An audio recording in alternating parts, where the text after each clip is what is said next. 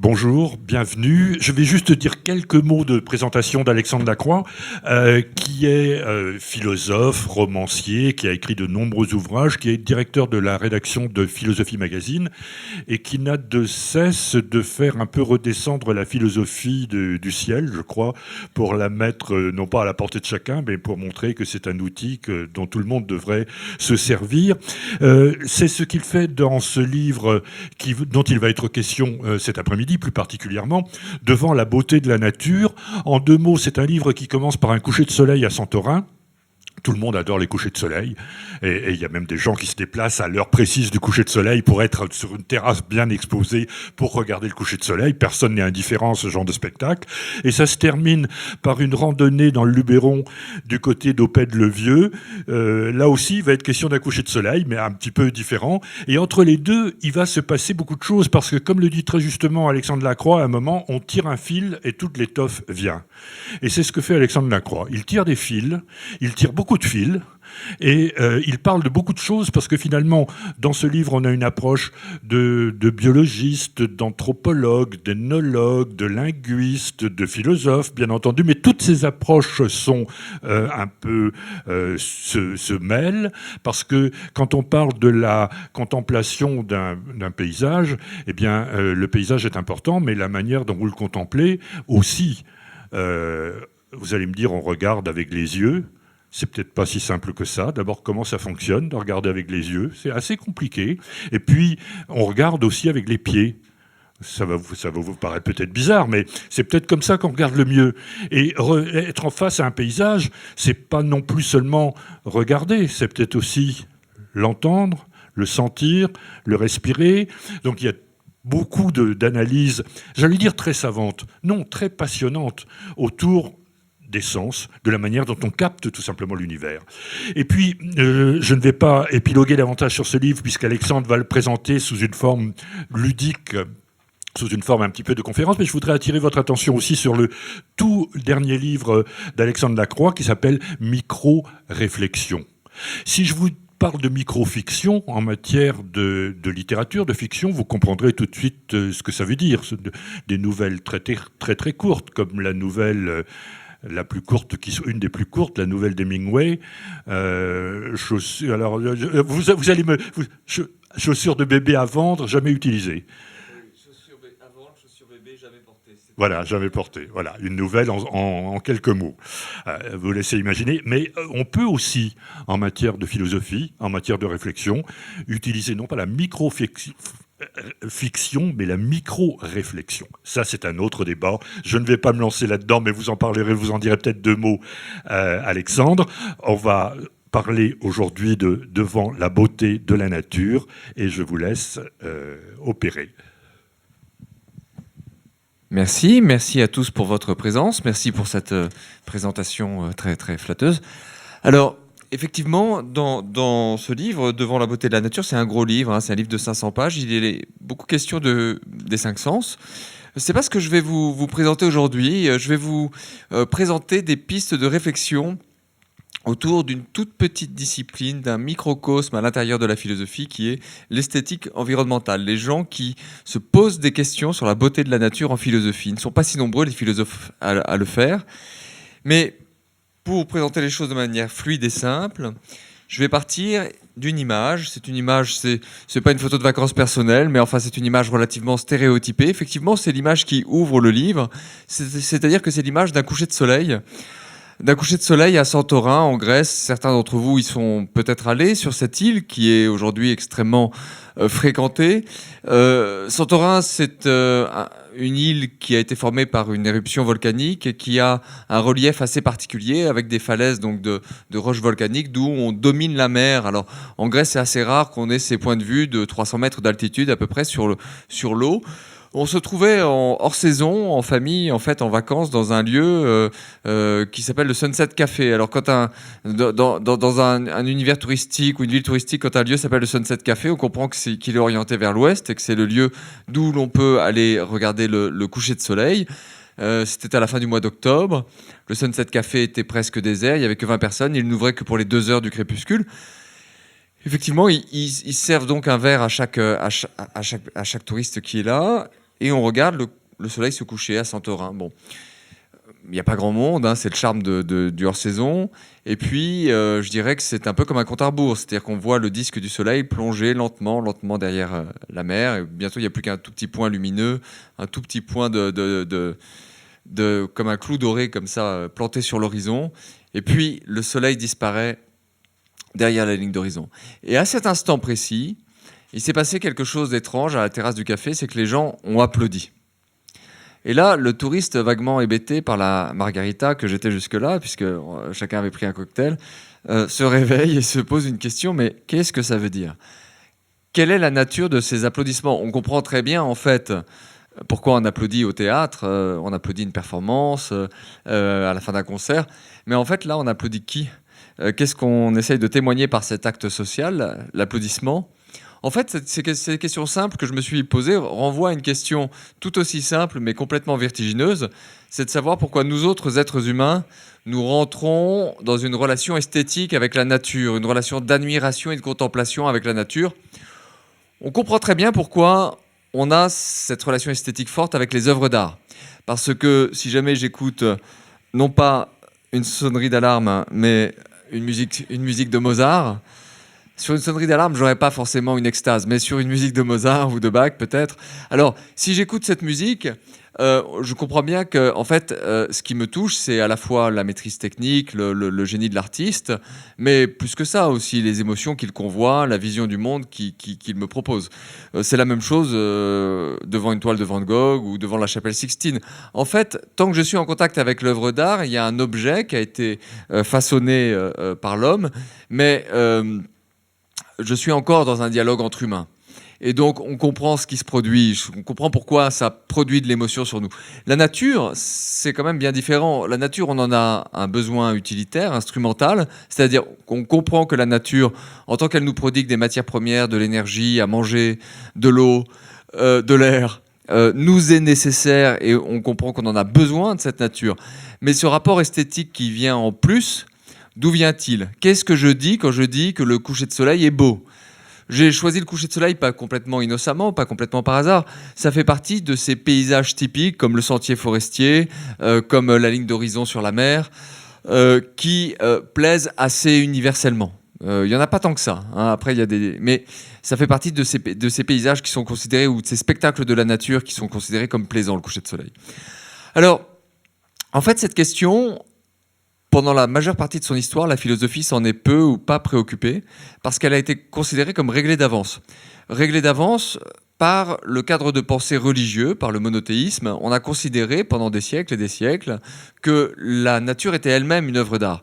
Une œuvre d'art façonnée par un être omniscient, omnipotent, bienveillant, Dieu. D'ailleurs, on a longtemps pensé qu'il y avait des rapports, si vous voulez, de proportion et d'harmonie entre Dieu, la création, la nature et la créature, c'est-à-dire l'être humain, à tel point que pendant longtemps, l'idée qui a prévalu, c'est que quand l'homme crée, il imite un peu le geste créateur, le fiat lux divin. C'est très bien ramassé cette idée dans une phrase synthétique de Victor Hugo qui dit « La nature est à Dieu ce que l'art est à l'homme ». Vous voyez, c'est cette idée qu'il y aurait une imitation en fait, du geste artistique divin quand l'homme lui-même crée. Alors, quand la religion, ou la vision religieuse du monde s'affaiblit, je dirais au siècle des Lumières, on aurait pu penser logiquement que la question de la beauté de la nature allait surgir en philosophie, puisque en fait c'est une très bonne question.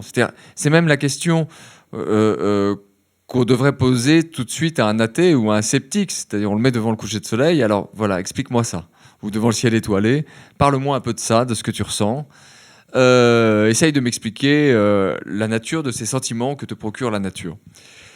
Bon. Cette question aurait pu surgir, mais ce qui s'est passé, c'est qu'il y a eu un barrage, une obstruction qui a été faite par Hegel. Hegel qui a donné un cours absolument monumental sur l'esthétique de 1818 à 1829, à sa grande chaire de l'université de Berlin. Et Hegel qui commence son cours, alors on a des retranscriptions du cours, mais le cours commence par une spécialisation, c'est-à-dire qu'il dit que la philosophie esthétique, que l'esthétique, c'est la discipline qui se préoccupe du beau artistique à l'exclusion du beau naturel. il ajoute aussitôt, je ne sais pas si quelque chose comme le beau naturel existe, mais ça m'emmènerait sans doute trop loin d'essayer d'examiner cette question. Donc il voit qu'il y a une difficulté. Mais aussitôt, il ajoute quelque chose qui est troublant. Il dit, d'ailleurs, la pensée la plus médiocre qui traverse l'esprit d'un humain est encore plus belle et plus admirable que le soleil. Alors là, évidemment, ça c'est un peu vertigineux. Essayez de vous rappeler, enfin d'isoler la pensée la plus médiocre qui vous a traversé l'esprit depuis ce matin. Ça va pas être simple, parce qu'elle était bordée, entourée de pensées sublimes et élevées, mais celle vraiment médiocre que vous avez eue, eh bien, vous dire qu'elle est plus grande et plus belle que le soleil, c'est quand même un témoignage d'orgueil humain absolument extraordinaire. Pourquoi Hegel dit-il une chose pareille ? Parce qu'il considère que tout ce qui a à voir avec la pensée est plus du côté du spirituel que le paysage, qui, parce qu'il est lesté de matière, est moins digne d'attention pour l'esthétique. De la même manière, il va considérer que le plus haut des arts, c'est la musique.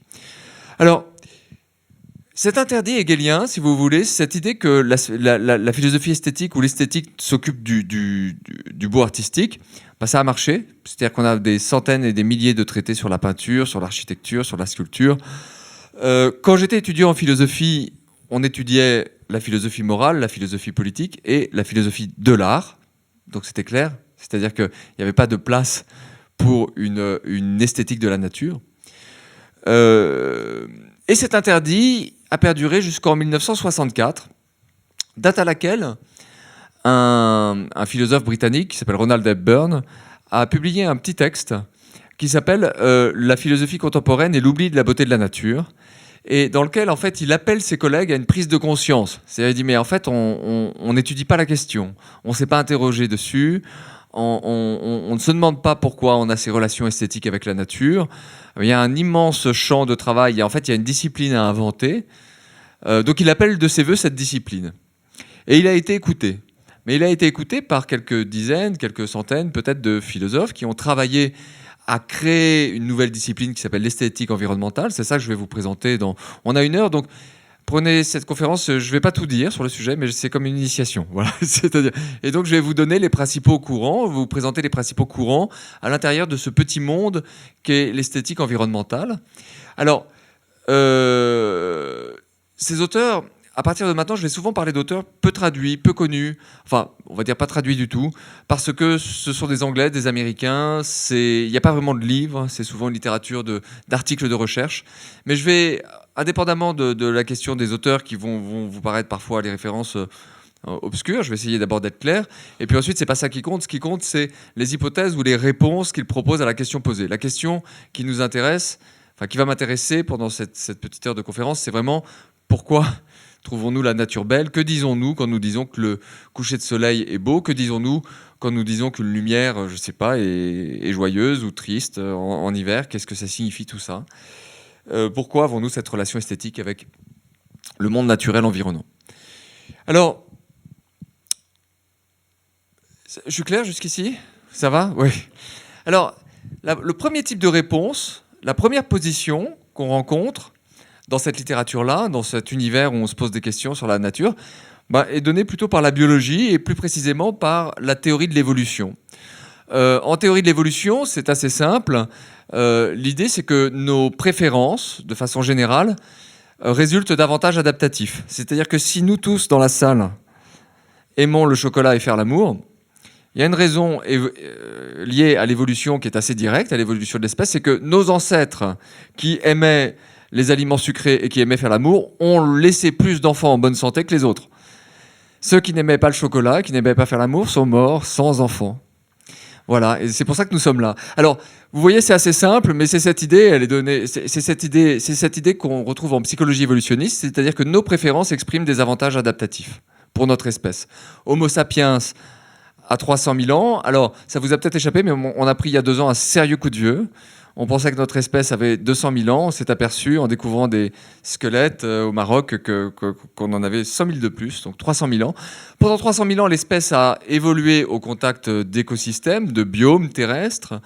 Et on peut se dire que finalement, c'est dans cette évolution au contact des écosystèmes et des environnements terrestres que se sont formées nos préférences. Si c'est exact, si le raisonnement est exact, alors ça doit être mesurable. C'est-à-dire que si jamais Homo sapiens a certains types de préférences qui sont quasiment innées, ou en tout cas qui sont des préférences acquises et transmises de génération en génération pour certains types de paysages, alors ça doit pouvoir se vérifier expérimentalement en faisant passer des tests. Deux chercheurs américains, John Falk et John Bowling, à partir de 1978, ont fait passer des tests, et leur test est assez simple, il consiste à soumettre aux échantillons qu'ils testent, aux personnes qu'ils testent, 5 biomes, 5 types de paysages terrestres, en demandant aux gens, qu'est-ce que vous préférez? Ils ont fait ce test de 78 jusqu'au milieu des années 80 aux États-Unis, en Scandinavie, en Indonésie, en Italie, en Afrique. C'est un test qui a été énormément repris dans cette littérature évolutionniste. Et ils sont arrivés à un résultat extrêmement consistant, extrêmement convergent. Et il y a bien une préférence qui a l'air d'être validée statistiquement pour un certain type de paysage. Mais plutôt que vous dire tout de suite le résultat, je vais vous faire passer le test. Alors, je vais vous montrer 5 environnements. Pourquoi 5? Alors, parce qu'il faut des environnements terrestres sur lesquels Homo sapiens a résidé en grand nombre pendant longtemps. C'est-à-dire que les 3-4 pecnos qui sont à Tulé, là, dans le Grand Nord, ça vaut pas. Ils sont trop peu nombreux. C'est-à-dire, même s'ils ont des admirations extraordinaires pour la neige, ils n'ont pas pu transmettre ces admirations à l'ensemble de l'espèce. Ils sont trop peu nombreux. Donc il faut que ce soit vraiment des lieux de peuplement assez stables pour l'espèce. Donc, premier biome, la forêt tropicale. Deuxième biome, le désert. Troisième biome, la forêt de conifères. Je vais récapituler, ne vous inquiétez pas. Quatrième biome, la savane. Cinquième biome, la forêt de feuillus. Et j'arrive au test complet.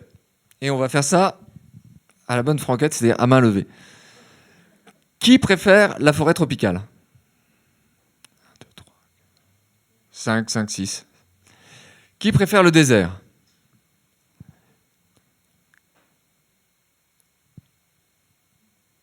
Ouais, quelque chose comme 17.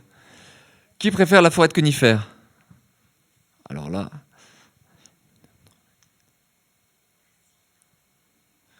Ouais, on doit être à 20, une vingtaine. On est un peu devant. Pour l'instant, c'est croissant. Qui préfère la savane?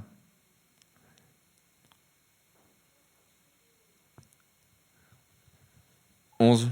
Qui préfère la forêt de feuillus? Écrasante majorité. Le test est partiellement vérifié et partiellement invalidé par cette...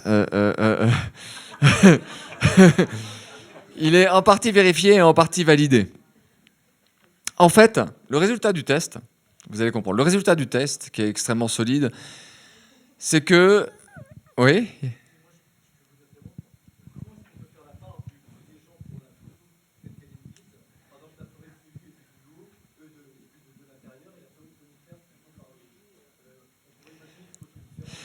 C'est un gros problème. C'est-à-dire que pour mon livre, quand j'ai essayé de rentrer en contact avec la plupart des savants scientifiques dont je parle, et je suis rentré en contact avec John Falk, j'ai une correspondance avec lui, parce que je voulais qu'il me donne les photos.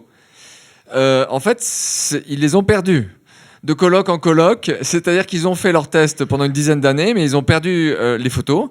Donc j'ai pas pu récupérer la documentation iconographique. J'ai simplement essayé de m'inspirer de l'esprit de la méthodologie, ce qui veut dire que le soin que j'ai pris, ça a été d'enlever 2 biais. On sait que s'il y avait eu un animal sur une des photos, il y aurait eu un biais de sympathie vers l'animal qui aurait biaisé le test. Et on sait également que s'il y a présence de l'eau, il y a un biais. Par exemple, il y a une autre chose que ce type de chercheurs, puisqu'on a la limite de la théorie de l'évolution et des sciences cognitives, ont testé, c'est qu'est-ce qui fait que vous préférez, vous savez, quand vous êtes en forêt, pourquoi vous prenez le chemin de droite plutôt que le chemin de gauche? Pourquoi il y a souvent un chemin dans lequel vous allez souvent plus, vous avez spontanément plus envie d'aller? Une des réponses, c'est que très souvent, s'il y a un miroitement ou quelque chose qui laisse deviner la présence de l'eau d'un côté, vous irez du côté où il y a de l'eau. Alors, je reviens au résultat du test. Donc je ne sais pas quelles étaient les photographies et je ne sais pas si j'ai respecté l'esprit de neutralité de façon suffisante ou si leurs photos étaient plus neutres que les miennes. En tout cas, le résultat du test, c'est que ce qui est préféré toujours et partout, c'est la savane. Eh oui. Jusqu'à un certain âge. C'est-à-dire 20 ans, à peu près. C'est-à-dire que, ensuite, ce qui prend le dessus, c'est, dans l'hémisphère nord, c'est soit la forêt de feuillus, soit la forêt de conifères. Et donc, c'est pour ça que je dis que là, le test est vérifié.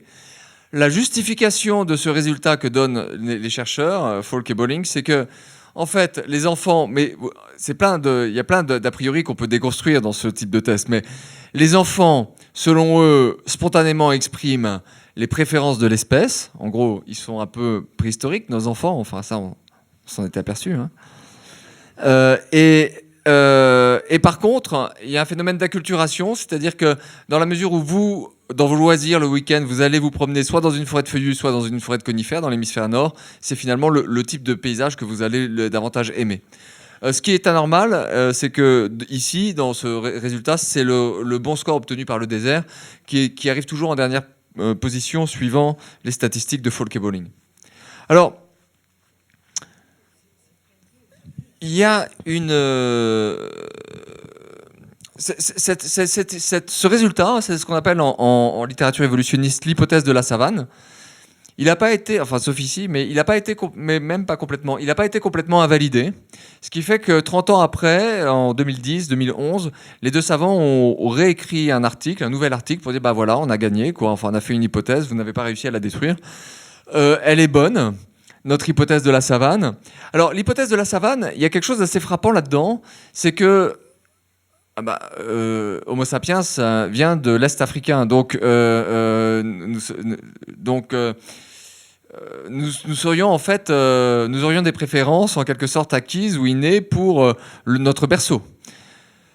En fait, il faut peut-être pas la prendre en un sens aussi mécanique et aussi déterministe, aussi simple, cette hypothèse de la savane. Peut-être que l'interprétation correcte, d'autres travaux l'ont montré, c'est que la savane combine de manière assez optimale un certain nombre d'éléments qui sont tout à fait propices pour Homo sapiens. Quels sont ces éléments ? Homo sapiens, s'il y a des herbes hautes, vous pouvez voir loin, donc c'est-à-dire vous voyez venir le danger. Mais vous pouvez aussi vous aplatir et vous cacher. Et donc, vous êtes protégé. L'herbe, ça veut dire qu'il y a des herbivores de grosse taille. Et les herbivores, parmi les animaux, c'est ceux qui sont sympas, qui tuent sans trop protester quand on a faim. Donc, effectivement, ça veut dire qu'il y a du gibier. En savane, il y a des arbres, mais pas trop hauts, alors que dans la forêt tropicale, la canopée est très élevée, donc ce qui veut dire qu'on peut cueillir les fruits. Il y a des plans d'eau, en général, dans une savane. Il y a des nuages qui signalent une certaine forme d'humidité. Et donc ça aussi, c'est propice pour la survie. Et que donc, on aurait une sorte de combinaison presque optimale des éléments qui sont favorables à la survie pour Homo sapiens.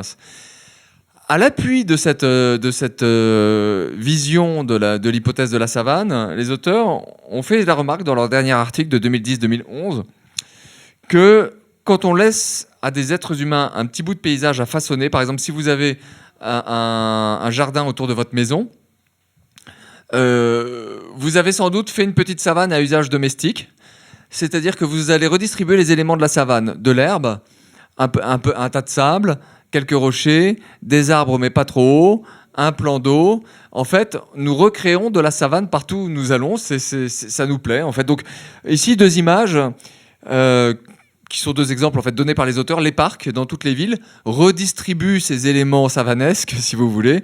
Et puis, de la même manière, le golf, les golfs, espaces de loisirs, où on a une sorte d'imitation, de redistribution des éléments de la grammaire de base du paysage de la savane. Alors, on voit comment est construite cette hypothèse, quels résultats elle produit, ce sont des résultats statistiques. Est-ce qu'on peut faire des objections, selon vous ? Est-ce que c'est un modèle d'explication valable ? Alors oui, on a l'impression qu'on n'a pas fait le tour avec cette littérature évolutionniste de la question qu'on se pose au départ. Oui, il y avait une autre...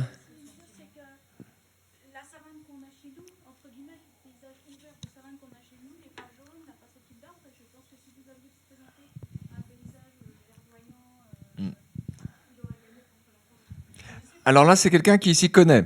Parce que le mot savane, pour les écologues, ça n'est pas le mot savane du langage courant. Le mot savane du langage courant, c'est le roi lion. Donc c'est plus ou moins ce que j'ai montré pour perturber personne. Mais pour un écologue, c'est pas tout à fait ça. Une savane, c'est des arbres dispersés dont les feuillages ne se touchent pas. Donc il y a des savanes en France comme il y en a partout. Simplement en Afrique, il y en a plus qu'ailleurs. Alors non, l'objection que je voudrais faire, c'est une objection. Bon, il est un peu tôt pour faire ce type d'objection, mais et c'est même cruel de vous montrer ça à 3 heures de l'apéro du samedi soir. Mais l'objection est la suivante. Si vous vous rappelez l'impression que vous avez eue quand vous avez goûté pour la première fois ce breuvage, c'est-à-dire pour les moins précoces d'entre vous, vers l'âge de 5 ans. En fait, vous avez fait une grimace. Enfin, en principe. Sauf atavisme particulier. Mais normalement, vous avez fait la grimace. Alors, pourquoi ? Parce que les boissons fermentées, en fait, tout ce qui est fermenté, ça indique ça indique un danger, en fait, un danger d'empoisonnement. Et normalement, on n'est pas fait pour boire des boissons fermentées, on n'est pas fait pour boire de l'alcool. Donc, grimace. Mais en fait, vous avez, après, avec le temps, appris à apprécier, pour la majorité d'entre vous, ce breuvage. Ce qui veut dire qu'en fait, nos psychologues, enfin nos spécialistes de théorie de l'évolution, il leur a manqué de faire une distinction qui est pourtant extrêmement basique en philosophie esthétique entre l'agréable et le beau. C'est une distinction extrêmement basique mais importante. Il est possible que quelque chose soit désagréable au niveau du stimulus qui est envoyé à votre organisme, mais vous procure une satisfaction esthétique de l'ordre du beau tout en étant désagréable. C'est le cas pour le vin, c'est le cas en musique. Mettons, moi j'aime bien le free jazz, mais je conçois que certains disques de free jazz peuvent vriller les oreilles des invités si je les mets. Et je vais certainement pas mettre ça à table quand je reçois des gens, sauf à savoir que je suis en compagnie d'amateurs. Mais ce serait pareil pour le métal. C'est-à-dire que nous nous accoutumons à des stimuli qui peuvent être considérés comme agressifs pour les tympans, pour la langue, c'est le fruit d'une habitude, d'une lente culture, que de les apprécier pleinement. Alors, en termes de paysage, si je traduis ça en termes de paysage, qu'est-ce que ça donne ? Ça veut dire qu'il y a, pour l'organisme, des paysages ou des environnements extrêmement agressifs, le désert par exemple, mais aussi le sommet du Mont Blanc. Si vous êtes à la pointe du Mont Blanc et que vous n'êtes pas équipé, vous mourrez assez vite. Au bout de quelques heures. Donc, c'est extrêmement agressif pour l'organisme, la banquise. Mais ça peut être l'objet d'une satisfaction esthétique extrêmement intense. Il y aurait d'autres remarques ou objections à faire, mais il va falloir que j'avance. Mais faute d'avoir bien différencié la question, la dimension du beau, donc de l'esthétique et la dimension de l'agréable, de la physiologie, je dirais que cette littérature de la psychologie évolutionniste est limitée dans les réponses qu'elle apporte à la question. Elle s'est auto-limitée en quelque sorte, en posant simplement la question « que préférez-vous » ? En quelque sorte, on peut aussi faire confiance aux biologistes et aux évolutionnistes pour nous dire quels sont les types d'environnements les plus adaptés à la physiologie humaine, mais peut-être pas pour nous donner l'alpha et l'oméga de notre rapport esthétique au paysage. Oui, il y avait une main qui se levait ?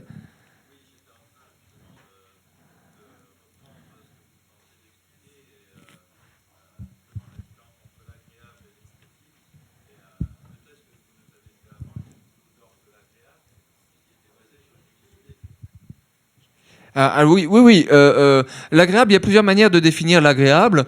Soit c'est ce qui est conforme à notre système sensoriel, à notre système de perception. Soit c'est ce qui est bien organisé en vue d'une fin. Quand vous parlez de ce qui est régi par une certaine forme d'utilité, vous avez sans doute derrière à l'esprit la manière dont Kant pose cette distinction dans la critique de la faculté de juger entre l'agréable et le beau. Alors, je vais pas approfondir davantage ces concepts qui sont posés parce que je voudrais avoir le temps de déployer un peu une deuxième piste. Je vous avais dit, on va avoir 3 réponses, en fait, trois manières de répondre à la question de la beauté de la nature. Une deuxième manière d'y répondre, en fait, on a fait une hypothèse, pour commencer, qui était une hypothèse d'ordre naturaliste. On peut faire l'hypothèse opposée, c'est-à-dire une hypothèse d'ordre culturaliste. Une hypothèse d'ordre culturaliste, ça signifie en fait tout simplement que nous avons tous une certaine culture en matière de paysage.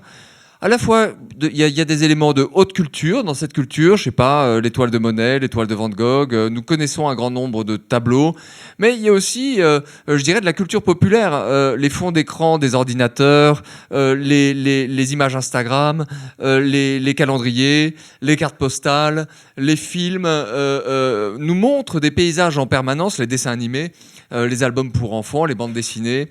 Alors, on a véritablement une imprégnation culturelle qui est forte. C'est-à-dire qu'on a une assez bonne culture G de ce à quoi ressemble la planète. Un enfant de 10-12 ans, si vous l'interrogez, il sait à peu près à quoi ressemble, je sais pas, la pampa, la toundra, les icebergs, à quoi ressemblent les différents paysages de la Terre. Donc l'hypothèse qu'on peut faire, c'est que avec cette formation culturelle qu'on acquiert souvent sans même y penser, parce qu'on est environné de représentations de la nature avant même que d'être environné de la nature, on pourrait se dire finalement ce qui se passe, c'est que on a vu cette plage magnifique des Seychelles sur un poster, et puis on va la chercher, quoi. C'est-à-dire que quand on sort de chez soi, quand on sort de la ville, quand on va en vacances, on va chercher ce qu'on a aimé d'abord en représentation. Et alors manque de bol, il y a toujours, quand vous tournez, il y a toujours une construction des années 70 derrière la plage des Seychelles. Bon, enfin, ça a toujours été un peu dévasté, vous arrivez toujours un coup trop tard. Mais enfin, vous voyez cette idée, c'est la culture qui nous ferait aimer la nature, autrement dit. Celui qui a poussé le plus loin cette hypothèse, c'est un très curieux personnage. Alors, je surveille un peu l'heure. Bon. Un très curieux personnage dont le nom ne vous dira pas grand-chose, qui s'appelle William Gilpin, qui est né en 1720, qui en fait a quand même une postérité assez importante, même si son nom est inconnu, parce que c'est le tout premier à avoir eu l'idée d'écrire un guide touristique. Alors, en fait, son guide touristique à lui, qui va publier à un âge déjà relativement avancé, c'est-à-dire en 1784, il a déjà 64 ans. Lui, il était prêtre anglican, directeur d'école. Enfin, il avait choisi, disons, la prêtrise parce que c'était un statut de fonctionnaire qui lui permettait d'écrire, de lire, de peindre, comme d'autres l'ont fait après lui dans l'église anglicane, comme Lewis Carroll, par exemple. Alors, lui, il est le tout premier à avoir fait un récit qui s'appelle Les Observations sur la rivière Wye, qui est un récit, en fait...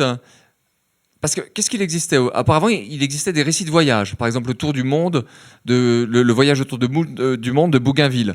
Parce qu'on allait voir quelque chose d'extraordinaire, mais on n'avait pas du tout l'idée que le lecteur allait refaire le voyage. C'est juste qu'on écrivait pour témoigner de ce qu'on avait vu à l'autre bout de la Terre, à une époque où il était tellement rare de voyager. Ça, c'est Bougainville. Gilpin, non. Gilpin, il décrit la rivière Wye qui se trouve aux confins du Pays de Galles. C'est à 2 journées de calèche à l'époque de Londres.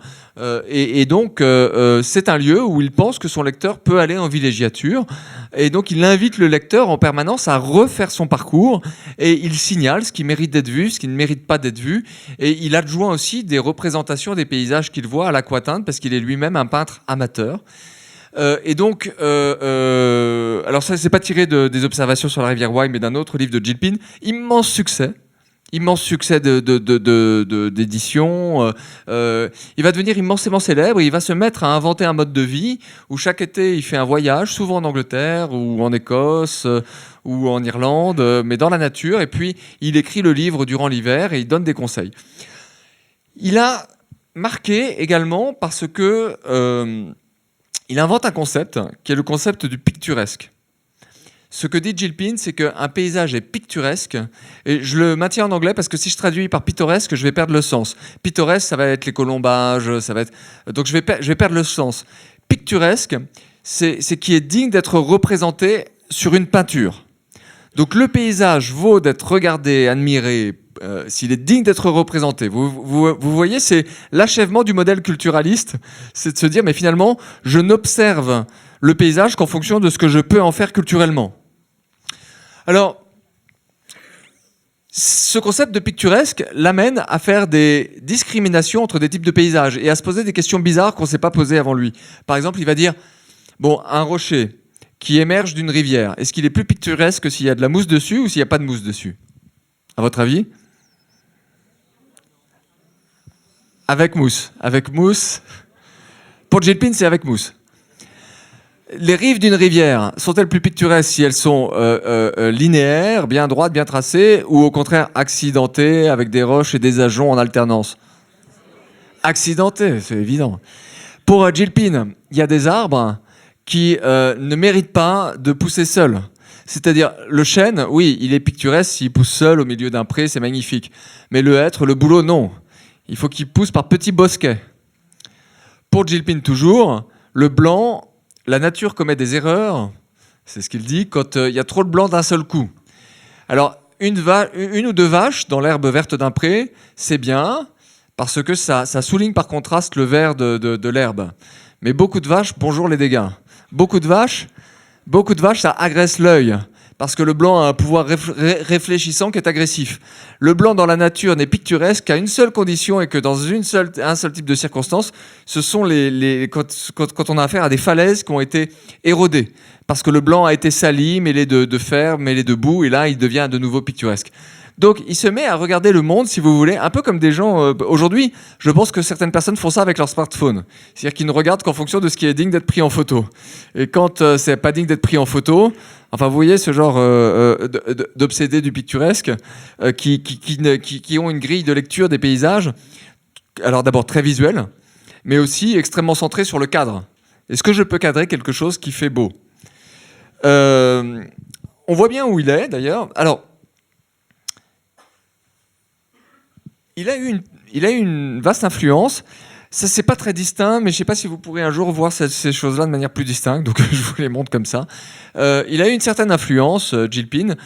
D'abord, des milliers de gens se sont précipités sur les routes et se sont mis à refaire ces voyages, dont moi d'ailleurs j'ai refait la rivière Wye pour la nécessité du livre. Je suis allé voir ce qu'il disait en situation, mais plein de gens ont eu la curiosité de le faire. Et parmi ces gens qu'il a inspirés, il y a quelqu'un d'extrêmement éminent qui est William Turner, et donc qui s'est mis à vivre comme Gilpin et à partir l'été faire un tour, souvent un tour dans les paysages d'Angleterre, d'Écosse, mais parfois un tour en Europe. Et alors, William Turner était, pour certains de ses voyages, accompagné par un drôle de personnage, John Ruskin, qui est un génial critique et écrivain britannique, qui avait décidé de consacrer une somme immense, les Modern Painters, les peintres modernes, 5 volumes, à la peinture en général, mais à Turner en particulier. Il voulait démontrer que Turner était un des plus grands génies de l'histoire humaine, au même titre qu'Homère, Shakespeare, etc. Le seul problème avec les peintres modernes, c'est que le livre commence bien, disons comme un livre normal, ça se termine, c'est du Antonin Artaud, et en fait il a sombré dans la folie progressivement. Et donc, le livre est complètement inclassable. Alors, avant qu'il soit complètement incompréhensible, John Ruskin, il raconte un été, c'est l'été 1842, où ils ont fait un tour en Suisse, puis ils sont redescendus ensemble en Italie. Et là, ils s'arrêtent tous les deux, donc Turner et Gilpin, Turner et Ruskin. Ils s'arrêtent et c'est le col du Feydeau. Ils vont chacun dessiner le paysage qu'ils ont devant eux. Ruskin dit, je ne sais pas ce que vous voyez peut-être un petit peu. Ruskin fait le premier dessin et il dit voilà, moi je suis un peintre du dimanche, un peintre médiocre, un amateur. Donc quand on est comme moi, ce qu'on peut faire de mieux, c'est de la ressemblance. On doit déjà être satisfait quand on a fait un bon ouvrage. Donc moi je fais quelque chose qui est ressemblant, c'est un relevé. Mais Turner, lui, est un génie. Et donc, je vous propose son dessin à côté du mien pour que vous compreniez bien la différence entre le génie et l'honnête artisan. C'est un génie, pourquoi ? Parce qu'il corrige les erreurs de la nature. Ça, c'était l'obsession de Gilpin, déjà. Corriger. La nature commet des erreurs. Il y a des erreurs esthétiques dans les paysages. C'est notre œil qui les voit, qui les décèle et qui peut les corriger. Gilpin, il va très loin. Parfois, il arrive, il va voir toute une abbaye et il va dire, bon, elle est vraiment... il faudrait la battre à coups de masse et laisser seulement le beffroi, là, qui est joli. Voilà, il va parler parfois de montagnes qu'il faudrait raser, de forêts qu'il faudrait couper. C'est-à-dire qu'il faut rectifier la nature parce qu'elle s'est trompée. Elle n'a pas respecté les règles qui plaisent à l'œil. Et donc, de la même manière, Turner, on voit que ce qu'il fait, il est très culturel dans son approche. C'est-à-dire que, au premier plan, il y a quelques éboulements. Turner, il va radicaliser l'effet dramatique donné par ces éboulements. D'ailleurs, dans ce passage, Ruskin dit quelque chose d'assez troublant sur Turner. les Anglais, c'est pas seulement depuis le Brexit qu'ils sont difficiles à comprendre. Hein. Ça fait longtemps qu'ils sont difficiles à comprendre. Parce que ce qu'il dit de Turner, c'est que Turner aimait autant les éboulis que les ananas. J'ai jamais compris le sens de cette image. Il y a peut-être un jeu de mots, mais moi je le comprends pas. En tout cas, bon. Donc, comme il aime, il a mis plein d'ananas au premier plan. Et puis, ce que vous voyez, il y avait un pont, Turner a décidé de le faire sauter. Parce que c'est vrai que le pont, ça crée quelque chose d'un peu domestique, d'un peu... ça salissait un peu le paysage. Et puis, il y avait une fin du paysage, un arrière-plan un peu évasive, un peu en queue de poisson, c'est-à-dire on ne sait pas très bien où va cette vallée. Et là, gigantesque pli hercynien, on y va, c'est-à-dire énorme formation géologique. L'horizon est complètement bouché, ce qui vient répondre à l'effet dramatique de Zéboulis en premier plan. Donc ça, c'est vraiment la culture anglaise du paysage, si vous voulez pousser à son comble. On respecte la nature, on l'aime, on aime son dynamisme et ses formes et sa profusion de formes, et on la corrige pour l'amener jusqu'au bout d'elle-même, en quelque sorte.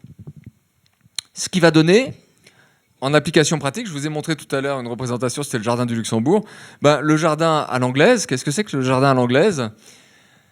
C'est un jardin dans lequel...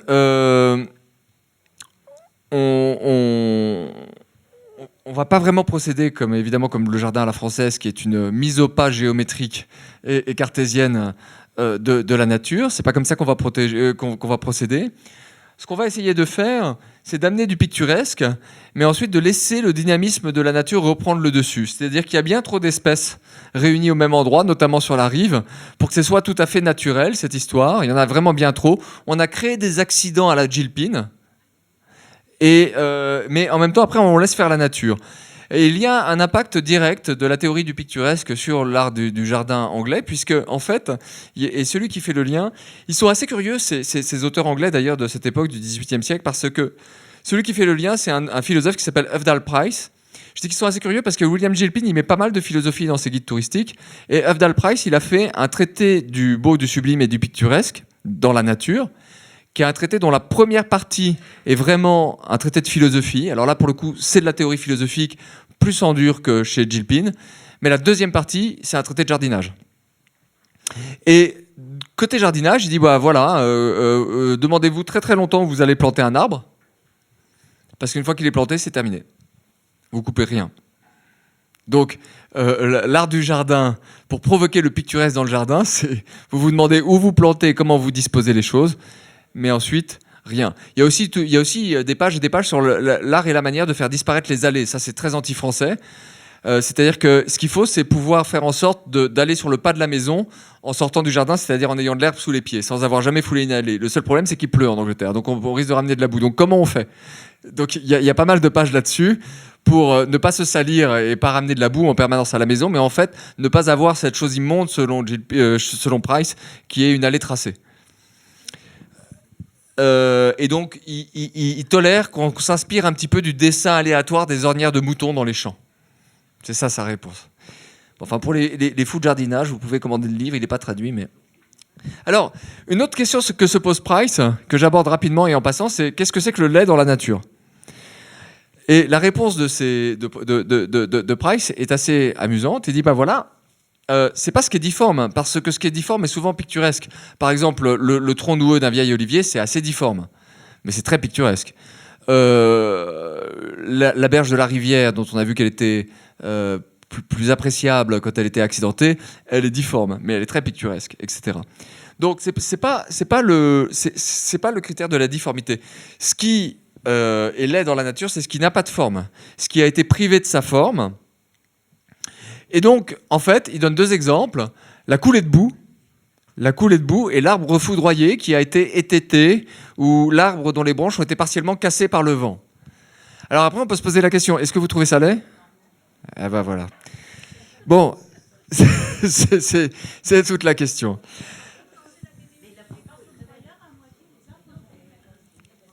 Voilà, c'est-à-dire qu'en fait, quand un accident, qui peut être d'origine naturelle ou d'origine humaine, a privé la nature de sa forme spontanée. C'est ça qui va créer le lait. Et d'ailleurs, il y a des pages chez ces auteurs où ils disent que les paysages dégénèrent. Pour eux, un paysage qui dégénère, c'est un paysage, par exemple, où à l'approche de la mer, il y a eu trop de coulées de boue, où il y a eu des marées trop hautes, où il y a eu trop de vent et tous les arbres ont été cassés. Ça, pour eux, c'est le paysage dégénéré. Vous voyez, il y a l'art dégénéré, mais chez les auteurs de cette tradition culturaliste, il y a un paysage dégénéré. C'est assez curieux, mais il faut que j'avance. Alors, Van Gogh. Alors oui, non, je disais juste pour faire le point finalement sur cette hypothèse culturaliste, on voit bien l'idée. L'idée générale, c'est si jamais vous avez apprécié une œuvre d'art, qu'elle vous a marqué, alors vous regardez la nature un peu différemment. Pourquoi j'ai pris cet exemple? Parce qu'une nuit étoilée près d'Arles ou en Provence, ben, ça ressemble pas du tout à ça. C'est-à-dire que c'est évident qu'il n'y a pas de grands tournoiements, de spirales, de feu dans le ciel, etc. Ça ne ressemble pas du tout à ça. Mais si vous aimez cette représentation qu'en propose Van Gogh, alors vous êtes plus sensible à la beauté du ciel de Provence ou du ciel nocturne près d'Arles. Donc l'art ou la culture nous ouvre en quelque sorte les voies de la nature. Est-ce que, une fois qu'on a fait cette hypothèse, qui est complémentaire de la première, puisque l'homme est évidemment un mixte de nature et de culture, donc c'est complémentaire plus que ça ne s'oppose. Ce sont des voies d'explication différentes. Donc on a vu une hypothèse naturaliste, on a vu une hypothèse culturaliste. Est-ce que le débat est fini? Est-ce qu'on a touché la réponse à la question posée? C'est à savoir pourquoi on trouve beaux les paysages. Ou à votre avis, est-ce qu'il manque quelque chose?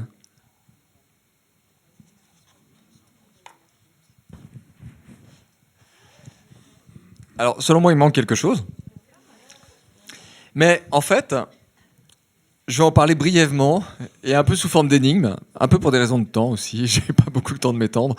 J'ai déjà été bavard, mais aussi parce que je vais aborder un point qui, pour être développé complètement, nécessite, alors là, vraiment de prendre du temps. Donc je vais donner quelques impulsions pour vous suggérer que peut-être ce qui est particulièrement intéressant dans nos contacts esthétiques avec la nature, c'est d'ordre métaphysique en fait. C'est-à-dire que ce dont on n'a pas vraiment encore parlé jusqu'à présent, on a bien vu que notre physiologie, notre corps humain, nos sens étaient en adéquation avec certains types d'environnements qu'on trouvait plus agréables ou qui étaient plus adaptés à nos besoins.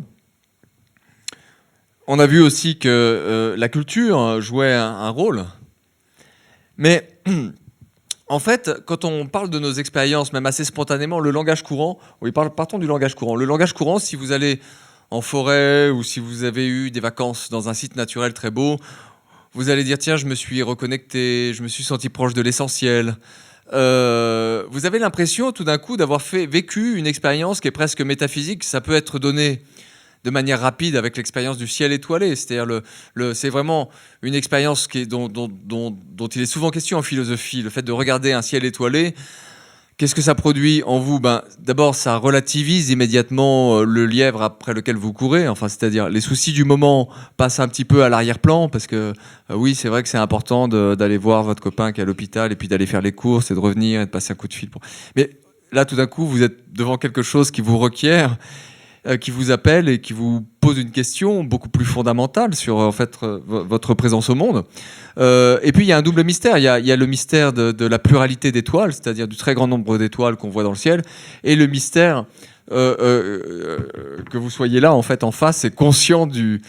C'est-à-dire que le double mystère, c'est le fait qu'il y ait une conscience en face du ciel étoilé qui soit capable de contempler ce spectacle. C'est comme si à travers vous l'univers atteignait son stade du miroir, c'est-à-dire se regarder lui-même, puisque vous faites partie de cet univers. Alors, on voit bien qu'on entre dans un champ, celui de la métaphysique, où il va être difficile de ne pas déconner. Non, je veux dire par là qu'on peut se mettre à rejoindre un peu une spiritualité New Age, quelque chose de crypto-religieux. On voit bien qu'on rentre dans une zone un peu dangereuse, où, si on veut continuer à philosopher avec fermeté, il faut essayer de poser des jalons. C'est aussi pour ça que je disais on va y aller pas à pas, prudemment. On pourrait se retrouver face à une sorte de panthéisme, de religion de la nature, mais à ce moment-là, est-ce qu'on va vraiment aller au bout de notre enquête? Non. Qu'est-ce qu'on peut dire de cette histoire-là? L'indication que je donnerais, c'est une indication pour pour poser une notion philosophique, je vais poser une notion qui a été proposée par Wittgenstein, qui s'appelle la notion, c'est le mystique. Alors pendant 2-3 minutes, je vais peut-être un tout petit peu plus technique, mais je vais essayer d'être clair. Ludwig Wittgenstein, c'est un philosophe autrichien qui fait extrêmement peur à tous les étudiants en philosophie parce qu'il a écrit un bouquin qui s'appelle le Tractatus Logico-Philosophicus. Déjà, rien que le nom, on a des palpitations quand on entend ce nom. Et ce Tractatus, en plus, il est bourré de formules de logique et d'équations mathématiques. En réalité, il n'y a pas de quoi fouetter un chat. La plupart de ces formules sont fausses, d'ailleurs. Mais en fait, souvent, comme ce sont les littéraires qui font de la philosophie, ils ont le cœur qui palpite encore plus. Ils ont des boutons d'urticaire qui viennent quand ils voient ces formules de maths. Bon, alors... En fait, il ne faut pas paniquer, il ne faut pas le prendre comme ça. En fait, la dernière section du Tractatus est certainement la plus intéressante. Il est divisé en 7 sections, mais la 7e section ne fait qu'une seule phrase. C'est sur ce dont on ne peut parler, il faut garder le silence. Alors, très souvent, d'ailleurs, cette chute du Tractatus, c'est une phrase célèbre, est mésinterprétée. C'est-à-dire que même dans les manuels, parfois de terminale, on trouve un malentendu. Les gens pensent que ce qu'il veut dire par là, c'est que ce dont on ne peut pas parler sérieusement, c'est-à-dire pour Wittgenstein, 3 choses, la métaphysique, l'éthique, l'esthétique, en fait, ces domaines dans lesquels on ne peut pas fournir de preuves scientifiques, on ne peut pas fournir d'argumentation logique serrée, en fait, il vaudrait mieux ne pas en parler du tout. Garder le silence, ça veut dire il ne faut pas s'en soucier. En fait, c'est pas tout à fait ça. Quand on lit la 6e section, c'est que c'est le plus intéressant. C'est-à-dire que c'est le plus intéressant, malheureusement, on ne peut pas raisonner dessus comme on peut raisonner sur la manière dont fonctionne un moteur d'avion. Donc, le mystique, pour Wittgenstein, ce sont ces 3 domaines. L'esthétique, l'éthique, la métaphysique. Et que dit Wittgenstein à ce propos dans sa 6e section? La 6e section fait plus d'une phrase, mais il y a ce passage que j'aime bien où il dit « Il y a assurément de l'indicible, il se montre, c'est le mystique. » Il y a de l'indicible, je ne peux pas le dire, mais il se montre. Qu'est-ce que ça signifie? Par exemple, dans le domaine de l'éthique, c'est très clair. Je suis incapable de produire devant vous une bonne définition du bien et du mal. Totalement incapable, pas pour des raisons qui tiennent à mon incompétence, mais parce qu'il n'existe probablement pas de bonne définition du bien et du mal. Si on prend même l'interdit suprême, l'interdit du meurtre, oui, bon, l'interdit du meurtre, oui, d'accord. Mais on voit bien que si quelqu'un avait pu tuer Hitler en 1934, ça aurait été une drôlement bonne idée. Donc, contextualiser, l'interdit du meurtre devient lui aussi relatif. Sans parler de cas beaucoup plus banals de légitime défense, par exemple, où on peut aussi s'interroger sur cet interdit du meurtre. Donc, par contre, en l'absence d'une définition scientifique ou de critères bien précis du bien et du mal, vous reconnaissez l'action bonne comme bonne et vous reconnaissez l'action mauvaise comme mauvaise, que ce soit vous qui la commettiez ou quelqu'un d'autre qui la commette. Il y a quelque chose qui se montre comme bon dans l'action elle-même ou quelque chose qui se montre comme mauvais dans l'action elle-même, sur lequel vous n'avez pas une définition pourtant bien précise. Hein, c'est ça l'idée. Et donc effectivement, ce que j'aurais à dire à propos du paysage et de cette expérience du mystique qu'on peut faire dans le paysage, c'est que effectivement, il y a quelque chose qui se montre, comme la beauté de la nature. Alors dans le livre, je développe ces notions et j'appelle ça les sources. Mais il y a quelque chose qui se montre, mais qui est de l'ordre de l'indicible. Et c'est ça qu'on va chercher dans la nature. Et c'est ça que l'art peut produire, mais produit plus rarement, alors que la nature produit si souvent. Il y a dans ce spectacle, si vous voulez, une force d'appel. Et donc, on va chercher un contact. Alors, on va le dire comme on veut, avec l'être, avec l'essence, avec... Mais en fait, on ne sait pas très bien en parler. En fait, on ne sait pas très bien en parler, mais c'est ça qu'on va chercher. Cette expérience proprement métaphysique. Voilà. J'arrête là, j'espère... Ou alors il faudrait que j'en parle beaucoup plus, mais j'espère avoir donné simplement une indication, une direction. Mais il me semble que cette dimension métaphysique de notre rapport à la nature, c'est-à-dire en fait, la nature nous pose la question du rapport entre l'humain et le non-humain dont nous provenons. C'est la question centrale et la plus intéressante peut-être pour nous et pour nos vies. Et elle nous ramène donc à notre condition humaine dans ses aspects les plus fondamentaux. Là où l'œuvre d'art, parfois, ne peut que divertir ou proposer une forme de monde à part, de monde imaginaire, la nature nous ramène à ces questions les plus fondamentales.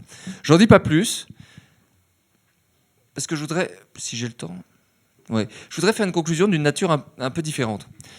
En fait, une conclusion rapide, parce que là, je vais dire des choses que vous savez déjà tous. En fait, vous voyez ce que j'ai commencé à vous proposer, c'est quelques pistes de réflexion en esthétique environnementale, rapide, avec un modèle d'explication de type biologique, naturaliste, un modèle d'explication de type culturaliste, et puis une direction de réflexion qui est plus métaphysique. Hein, voilà. Mais en fait, en général, quand on est en philosophie esthétique, on n'est pas directement connecté à des enjeux politiques. On est dans le monde, peut-être pas simplement du loisir, mais enfin, on n'est pas connecté aux enjeux politiques les plus actuels et les plus importants. C'est bien différent pour l'esthétique environnementale. C'est pour ça que cette conclusion, si vous voulez, est brève mais nécessaire. Dans le livre, par exemple, c'est 500 pages, mais l'écologie politique, c'est 30 pages à la fin. C'est-à-dire, c'est très court. Pourquoi, en fait, cette question de la beauté de la nature nous reconduit à l'écologie et à la catastrophe écologique en cours? D'abord, il y a des signaux d'urgence, vous le savez. Hein. Alors, premier signal d'urgence que vous suivez à travers la presse, à travers la radio, à travers la télévision, le réchauffement climatique, le réchauffement du climat. Sur les 15 années les plus chaudes connues, alors on a des mesures valables depuis 1880 seulement, eh bien, 14 appartiennent à notre siècle. Selon l'indice Planète Vivante publié par le WWF, qui est vraiment un indice extrêmement fiable, extrêmement qualitatif, eh bien, on s'aperçoit que 60% des vertébrés terrestres ont disparu en 40 ans. C'est une hécatombe. Je ne parle pas des insectes, hein, ni des poissons, ça ne va pas tellement mieux. Mais, donc 60% des vertébrés terrestres ont disparu. Nous sommes les contemporains d'une extinction qu'on appelle la 6e extinction, dont le rythme et l'amplitude n'ont rien à voir avec les extinctions précédentes, puisqu'il y a eu des extinctions précédentes. Ce qui laisse d'ailleurs présager un futur pas si lointain où il n'y aurait en fait d'animaux que domestiques, c'est-à-dire on ne verrait pas de renards ou de biches dans les bois, mais simplement des vaches dans les prés. Dans les fermes, oui, c'est selon un scénario plus noir. Un autre fait moins connu, mais dont vous avez peut-être entendu parler, les océans vont assez mal. On a trouvé des détritus de plastique dans le ventre des poissons, des fosses les plus profondes, de la fosse des Mariannes. Mais il y a aussi un continent qui est apparu, qui s'est formé par la confluence en fait, des courants, un continent de sacs plastiques. Sa superficie, c'est 3 fois celle de la France. Alors, des ingénieurs scandinaves ont trouvé une méthode pour récolter ces plastiques. Ils viennent de réussir à abattre 150 mètres. Ils sont très contents, ça a l'air de marcher. Mais c'est quand même 3 fois la France. Et donc, les sacs plastiques convergent et s'agglutinent. En fait, à la surface des océans, il y a des zones mortes en fait, qui prolifèrent, où il n'y a plus de phytoplancton. Quand il n'y a plus de phytoplancton, tout se dégrade dans l'écosystème marin. Et ça aussi, ça va très vite, l'accroissement de ce genre de tâches à la surface des océans. Alors, que faire par rapport à cette catastrophe écologique en cours? Il y a plusieurs leviers d'action, mais ce sera ma conclusion. Je vais revenir à quelque chose de plus doux. Mais c'est vrai que le discours de l'écologie politique classique a du mal à prendre racine dans les cœurs, pour des raisons évidentes qu'il va contre le productivisme ambiant, qu'il y a des lobbies bien organisés du côté de l'industrie, mais aussi pour certains défauts propres à ce discours. Le fait, par exemple, est que dans aucun pays de la Terre, il n'y a de gouvernement ou élu avec à la tête de l'exécutif un écolo. À ma connaissance, ça n'existe pas. Alors que sur toute la Terre, dans beaucoup de pays du monde, on a conscience de l'importance de ces enjeux que je viens rapidement d'évoquer. Comment ça se fait? Pourquoi? Parce que souvent, le discours de l'écologie politique classique, c'est un discours qui a un caractère technocratique, qui a un caractère d'expertise, qui se présente à travers des chiffres, des scénarios. Un rapport du GIEC, du groupe intergouvernemental de travail sur le climat, c'est difficile à lire. Vous avez ces scénarios, ces dérives. En fait, vous ne savez pas très bien, à moins d'être climatologue, vous ne savez pas très très bien en juger. Donc, il y a ce poids de l'expertise. Quand on veut avoir un impact politique, il faut remuer les cœurs, il faut aller fouiller un peu dans les ventres et dans les cœurs. Il ne faut pas simplement s'intéresser à la dimension rationnelle ou technocratique. Première chose. Deuxième chose, c'est culpabilisant. C'est-à-dire que le discours de l'écologie politique traditionnelle injecte une bonne dose de culpabilité aux producteurs et aux consommateurs que nous sommes.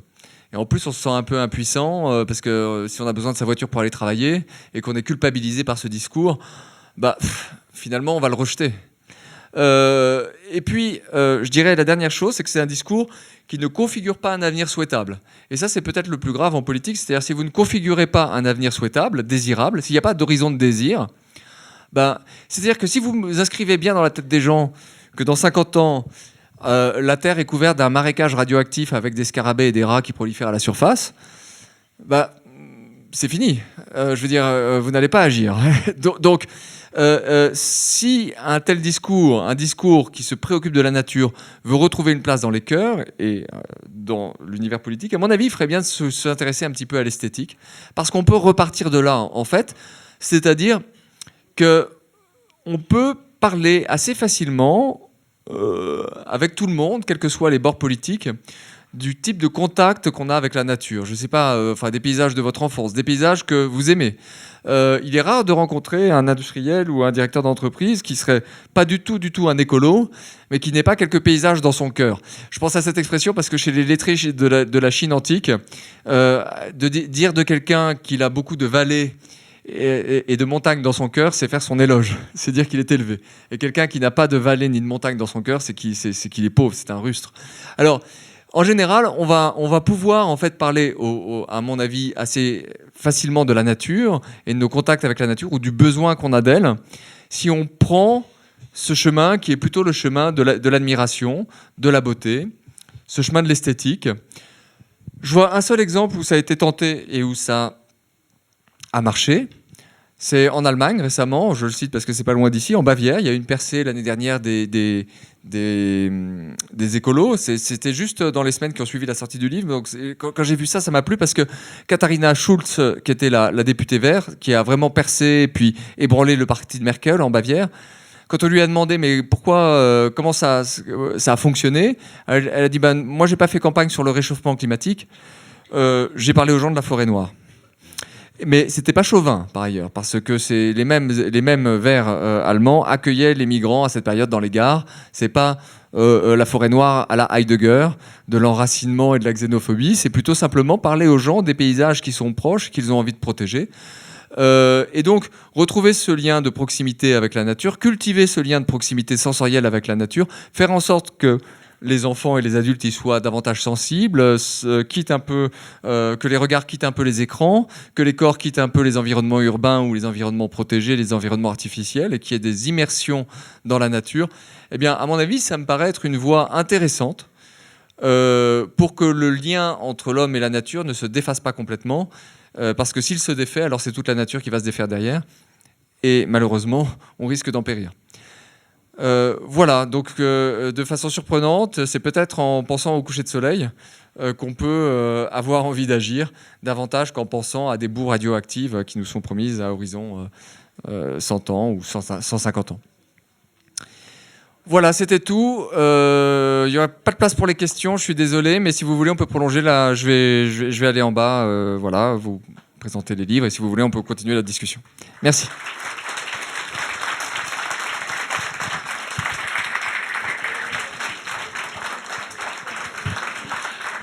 Voilà, je voudrais juste rajouter un petit mot, c'est que l'exposé très brillant que vient de faire Alexandre Lacroix survole un petit tiers de son livre, à part la conclusion. Donc quand vous allez lire le livre, vous allez voir que c'est quelqu'un qui, comme vous avez pu le constater, sait ouvrir quantité de perspectives, quantité de pistes de réflexion, et il y en a énormément. Donc voilà, je vous conseille de compléter cet exposé en lisant le livre.